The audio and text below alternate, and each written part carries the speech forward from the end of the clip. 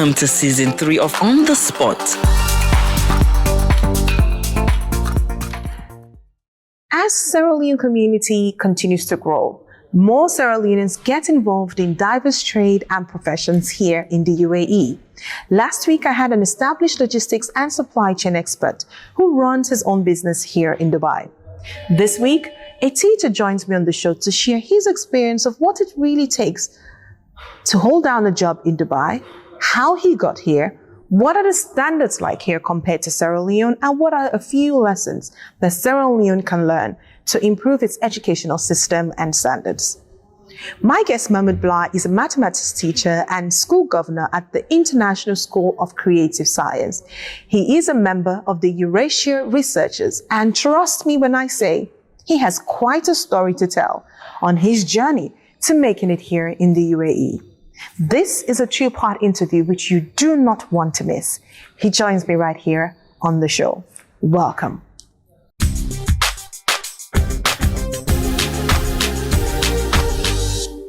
Welcome to the show, Mahmoud. Thank you so much for joining me here. Thank you for having me. You do have quite an interesting and intriguing story, and I don't even know where we're going to start. So probably we're going to start from the top.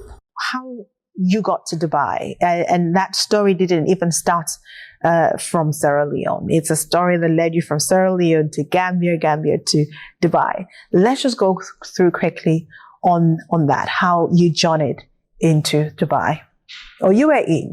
Yeah, as you know, I'm very proud Sierra Leonean, and so, but right from childhood, even my family members might tell you that I've been very ambitious. I was born with a polygamous father. Well, we are from a Timini family, and you know how it is with Muslims, from Matutuka. Oh, wow. Matutuka is the headquarter town of Tani Chiefdom. I'm sure Sierra Leoneans know that. And in my primary school, I'm well known for having reputable results. I got the best result in my school, and I think no one has even broken my record from the Tonkulele district during my time in 2003 for NPNC, and then move on to Muslim Congress, and then Albert Academy. In all the schools, I'm sure most of my schoolmates will be here watching me, know that I've always been outstanding, leading, being prefect. So after secondary school, I lost my parents. I lost my mom, who was the backbone behind most of the success that I've had in early childhood. I was living with a sister, and things didn't work out well. So I knew that because of the name that I've made for myself through secondary school, through primary school, my colleagues who are born with silver spoon in their mouth and making it to universities, and they're having degrees, quality degrees being sponsored. I don't have anyone to help me at the time. I have nobody to speak to.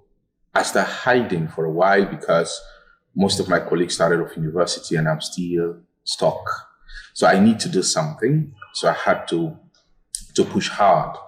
So that's how it all started. I see myself through my first undergraduate diploma in mathematics. I also see myself through my first degree in education, again with a first-class degree in mathematics. And this was in Sierra Leone? No, not in Sierra Leone. And then I start moving on to Gambia as well to look for a job. And when I get to Gambia, I started off first as a normal teacher. I was brought there by someone. And again, it was a hot struggle. You know how it is, especially when you're in a country. And then in Gambia, I was working and studying at the same time. And it was really tough because you know how it is with the remuneration in Africa and having to pay international fees. Yes. So it was really tough. But alhamdulillah, all goes well for some years. And then in Gambia, I got my first child. And then while in Gambia, I was into business. I was selling gold, coming to Sierra Leone quietly to buy gold and selling in Gambia, and it was quite successful. And this was along with your teaching Along work. with my teaching and studying at the same time, because by then I only had my undergraduate diploma in mathematics, which is more like a HTC. And this was gotten from where?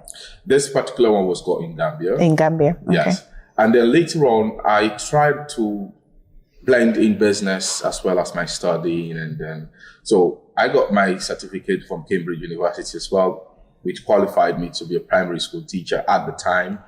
And then I decided to keep fighting, you know, going into improving business, and yourself. And then I got this affiliation with Singapore, where I was traveling mostly for Eurasia researchers. I had actually presented and also attended several educational conferences. Okay. So quickly, for viewers who are trying to figure out what this Eurasia researcher is all about, what is it? Well, it's actually a platform or an organization that bringing together educators around the world. Okay. They will come up with educational topics or pedagogies or a particular scenario where they will invite educationalists around the world to come up with presentation to discuss about this trend in education and local solutions. I've been to Singapore in the process. I've been to Malaysia, and this is how I start getting gold to these countries to sell. Right.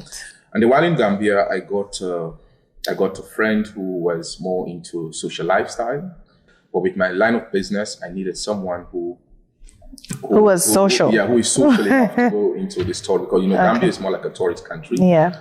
So I started getting him into the business to buy and sell gold for me, and I trusted him. I provided him with much more salary than what he was earning. So we did this for a year, and it was quite successful. I was doing quite well. So he got some partners. I don't know how. By then, I wasn't aware of what the name Al-Bab even means. So he told me he got an Al-Bab here in the UAE who wants gold at a very large quantity. For those Sierra Leoneans know that where I come from, Tanic Chiefdom is mostly known for gold mining within the Pampana River and stuff. So I have a lot of my childhood friends who are still mining. So it was easy for me to get quality gold at the time. Right. But at a very small scale, but it was quite successful. So I had to go into large scale investments. So I had to go into some few loans. Sell off properties that I actually had to be able to acquire the amount I really need to invest into this business. Because the Al-Bab, according to this Nigerian guy, said he needed gold at a very large quantity. So I got this gold.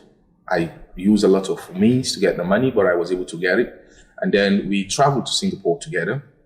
And then at Singapore, we actually met Al-Bab, but I had an educational conference at the time. So I had to stay back while the transaction was done, because he is the forefront into the business. He's the one known. I was just more like a sideline person, but monitoring my investment. So the Al-Bab actually said we should come over to UAE because he can't pay such a huge amount of money in Singapore. So we had to. So he arranged for us to get visas, or tourist visas at the time. And also we were able to get ticket, but I wasn't able to travel because I had an educational conference a day or two later, which I had to present. So I asked him to come over, and then I will come back and join them maybe in a day or two. So they were here, and because he is actually the person who brought in the investor, he was actually doing almost everything. But the good thing is the account where this money was to be paid was my account, and that was the account in Gambia.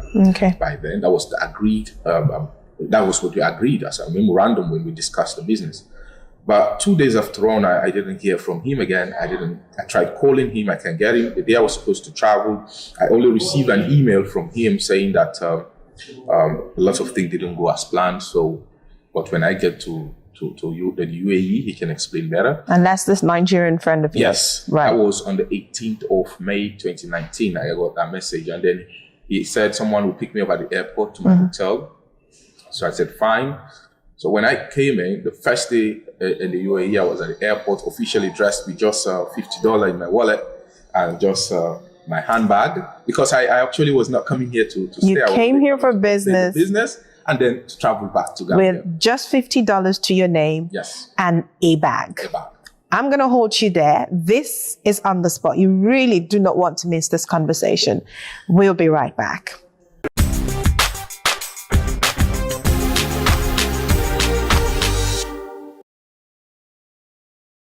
Okay, welcome back. For those of you just tuning in, I have my guest with me, Mahmood, and you don't want to miss this conversation. So Mahmood, you came to the UAE with just $50 to your name, a little bag, not for visit, not for holiday, not as a tourist, but on business. Yes. But it did not turn out as you planned. Yes. Take us through on that. Yeah, so at the airport, I decided to have a coffee, and I was at coffee shop when I got a message on my WhatsApp from a stranger, and the person said, I am Ibrahim, I'm here to pick you up. where are you? So I said, okay, I'm actually sitting at a coffee shop, so I'll send you the location and then you can pick me up. So I sent the location because it's just monthly at the reception. So he came out and he was standing with another guy, but they were all not formally dressed. So I was expecting somebody more formal to come pick me up, especially with the nature of the business that I came into do.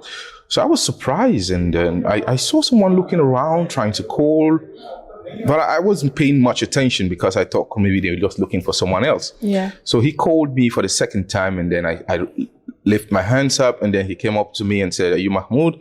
I said, "Yes, I'm Mahmoud." He said, but he looked surprised. He looked puzzled because I was actually formally dressed, just like my bow tie, and was formally dressed. So he wasn't expecting to pick someone dressed up like I was. Yeah. Because later on, when I learned from the story, he was told that he's coming to pick someone from Nigeria who is here to look for a security job. I look quite huge at the time because, I have some few pictures from Singapore. I look quite huge. So seeing me dressed formally, he was also confused, but he didn't know what to say. Okay. So I also was able to read because I've been a teacher for so many years. So I can read. Education psychology is part of my study. So I look at him and I knew something is wrong. So I didn't want to get things worse. I just keep my cool. And then I asked, "Where is the car?" He said, "Which car?" I said, "The car to pick me up to the hotel." He said, "Hotel." And they start laughing, actually. They were giggling within themselves. Wow. And then I realized something is wrong. So I said, "How are we going to travel?" I just changed the question. That where are we going to travel? He said, "We have to use the train. First, I need to get a card." I never knew how to use that. Because yes, he got me one. And then in the train, I was so confused. My brain is working so hard to figure out what exactly is happening, that I also left that $50 and my bag, including some other document there. So they took me to a villa in Abubakar al-Siddiq, and there was a room with more than 15 to 16 young men sweating, some with computers, I'm sure they're scammers, and others, there are no AC, you know how it is in the UAE, especially in May, very hot. And my bed was a bunk bed, 3 rows up. So I had to climb to get there. Puzzled, just to make it short, I was there and I realized that because I do call the guy outside and ask what really happened, who got me here. And then he explained that his friend, a Nigerian friend, actually told him that he has a brother who is desperate to get a job in the UAE. Wow. And he's traveling today. So he is not going to be around, but he wants to pay for 3 months rent. Let me understand. So this Nigerian friend of yours, knew that I'm coming. Never got to see him ever till again. date. But I learned lately that he's in Canada. Yeah, I'll come to that. So what is the volume or the value of this business? If I put it in dollars, it was around $45,000. Wow. Okay. It has to do with others' investment into this business too. And the profit was almost half of that. Wow. So you lost all that and you lost your $50. Everything. And you had nowhere to stay other than this bed space. Everything. So how did you jump back on your feet? This is what happened. When I was in that room, I spoke to the guy. He said, somebody asked him, the fellow who I had a business with, his name is Emmanuel anyway. I just keep calling him fellow. His name is Emmanuel something Okuchuku. I don't know the surname. But so he paid this fellow for 3 months rent, which is, of course, the bunk bed is about $200 a month. So he paid about 3 months and also paid the agent fee to look for a security job for me. Wow. Because he knew what is going to happen. Like he get it all planned up. So later on. He scammed you basically. Yes, he did. Wow. So when I get to hear the story from him, I knew that one, I can't get back there. I have a lot of debt to pay. Oh my! Because I went into loans to get that business through. Oh my! And secondly, even my certificates were not with me. I don't even know where to. I don't know this country. This is my first time this part of the world. Probably in Malaysia or Singapore, maybe I have friends or affiliation, but here no. And I didn't even have a return ticket because I knew I'm coming here to leave. That is it. So I didn't get a return ticket. So I had to find a way. So the guy told me that before I actually travel, he has already arranged for a car wash job for a start. So if I can take it, I said, no problem, because I needed to step out. And it was Ramadan, actually. I was fasting. So I took the job. I realized that when they travel because I get to see this investor again after some time. He is working in Asta. He's a doctor, the same hospital where I was taken to wash car. Wow. Later on, I get to know. But so when I spoke to him, he said, what happened is when they travel here on the very day that they get to the UAE, they actually were in a hotel and the business went completely fine because the gold was pure. And then they wanted gold at a very large scale in Africa, mostly in Morocco, Rwanda, and Sierra Leone, and any other sub-region. So they wanted trustees. They want someone who knows the business, who probably after this one business, they can invest huge. But this time, we're going to have what we call a merchandise license in the UAE. Because with the merchandise license, we are able to actually transport gold here. Yeah. And at the same time, we can receive huge amounts of money in our account with no problem. Okay. So they wanted this business to go through so they can get us this license and we get our UE ID cards. Oh, wow. So we can start doing this. So it was really a fine proposal, but because he knew he wanted this money all by himself, he threatened that if even this is going to happen, he wants the initial business to be completed first.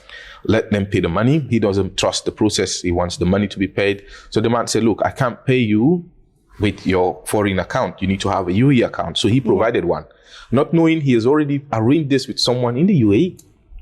So the money was paid? The money was paid in full. The guy showed me his bank statement rather, and I saw it. It was paid.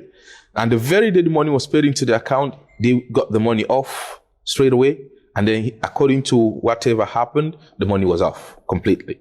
And actually the regulations in the UAE, because the money was paid in a business account, and the business was more like a barbing shop and merchandise business for Nigerian.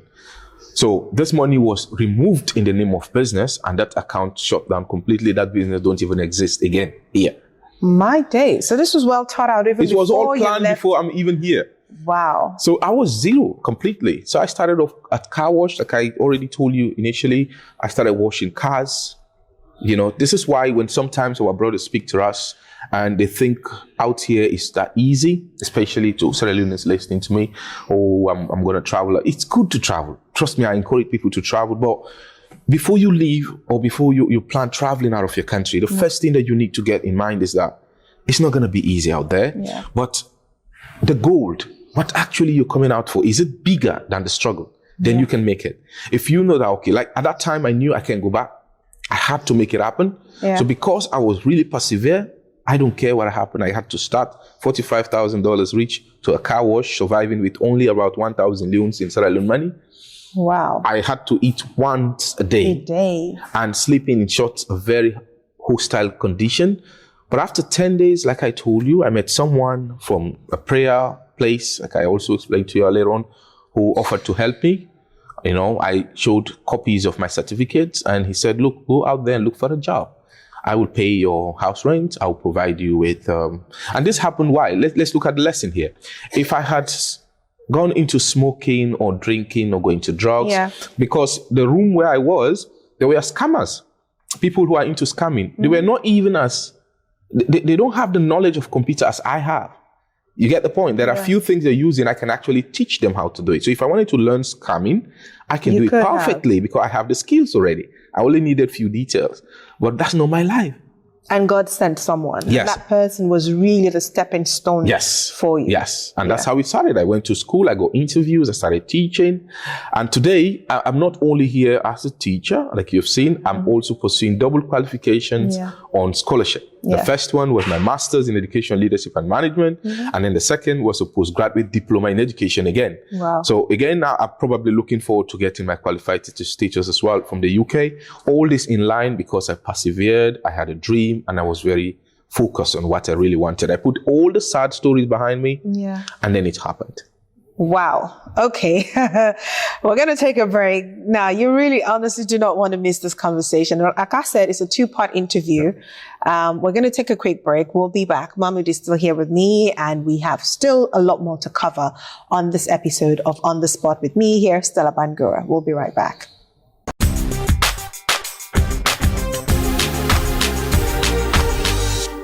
Okay, welcome back. I did promise you that it was going to be, or it is going to be, an interesting conversation. So my guest is still here with me. So Mahmoud, whoa, you hold an undergraduate degree in education with honors in mathematics, a higher teacher's diploma in mathematics, a diploma in teaching skills for educators, a Cambridge secondary certificate for teachers. And you're also close to completing your master's degree in education, leadership and management, and a postgraduate diploma in education. I am quite curious to know, is this like the standard here in UAE? Because if you are in Sierra Leone, you're pretty much overqualified, to be a teacher. If we look at what's happening home in Sierra Leone, most times a lot of teachers just stop at maybe the teaching certificate they have, and in some cases just maybe a high school certificate. So is this like the standard here? Well, it's very nice that you asked this question. We have a lot to talk about it later on, but I will just give you the basics. You see, in Sierra Leone, when you say you want to go into teaching, even your family are not proud of you. Yeah. They thought it's the most underpaid job. Yeah. But when you step out of Africa in general, education is one of the most noble profession. Yeah. And in the UAE, in one of their most look forward goals is to be able to be among the best education system in the world. Yeah. So they are investing a lot in the education system. So the standards here, the benchmark for teaching is you need to have a degree in the subject you teach. Okay. It doesn't matter where you get it from. And your GPA score should be at least 3.0 and above. Wow. That's the criteria, that's the standards, and you have to meet it. Yeah. Now, let's say in Africa or in Sierra Leone, you have a higher teacher certificate, you'll be teaching for years. And another thing, in fact, in all the interviews that I'll be talking about, especially to teachers in Sierra Leone, is the professional development. Absolutely. You see, many teachers, I went through my secondary school in Sierra Leone, I know what I'm talking about. Many teachers only have a subject qualification. Yeah. I'm a master's in mathematics, or I have a degree in mathematics or HSC mathematics, and they keep teaching. They lack the pedagogy. And here, it's not just about subject knowledge. Your pedagogy is very, very important. Yeah. So this is where the CPDs and all these other qualifications come in. Now, you will need to have a teaching degree. And the teaching degree starts from a postgraduate diploma in education. Wow. Or a master's in education, which is very preferable. So if you want to be very marketable, you want to be a compete, especially when you're an African, you already have somehow a hurdle. Yeah. Because being most black times, already. being black alone, when you are interviewed and you're a black man in education, come on. You got breaches and American qualified teachers in this country looking for jobs. Yeah. So if you want to stand out, you need to have something extra. Yeah. And this is why I have not limited myself. I keep pushing, like I told, because I am not from this country, I need a degree from this country. Yeah. And unfortunately, through hard work, which we'll be talking about in the next interview, I got a scholarship from the government itself with 50% partial scholarship, and my school offered to pay 25% to do the postgraduate diploma. Yeah. And then from Africa, UNICAF University offered a lot of opportunities for online qualification, which are accredited. So if you have what it takes to submit your papers, you go through the screening process and you get the scholarship, I recommend you to try it. Even if you got your degree, you can actually go a master's in different fields, and it's accredited. So you can have your master's in different fields, especially in education, which is very particular. If you want to go into education field in this country, you need to have at least a degree in education. And it's not about your subject degree. It's called postgraduate diploma in education. Okay. It's been done in many universities in this country and outside as well. Wow, wonderful. Okay, this is on the spot. I'm still stunned how you badged in to the interview and demanded to be interviewed. And that really paved the way for you getting a job and just literally turning around a really nasty situation all around. This is on the spot. Like I mentioned, it's a 2-part interview. You do not want to miss it. So better tune in next week. We will be back. Mahmoud is definitely still going to be here, and we're going to talk a lot about that experience. And as well, for people who want to come, not just only to the UAE, but anywhere, what are the expectations and what should they be doing, or what should they, or how should they conduct themselves? Those are the conversations we're going to be having next week. Do not forget to tune in. We'll be back next week. This is On the Spot. Thank you so much for tuning in. We'll be back. So till then, continue to stay fabulous.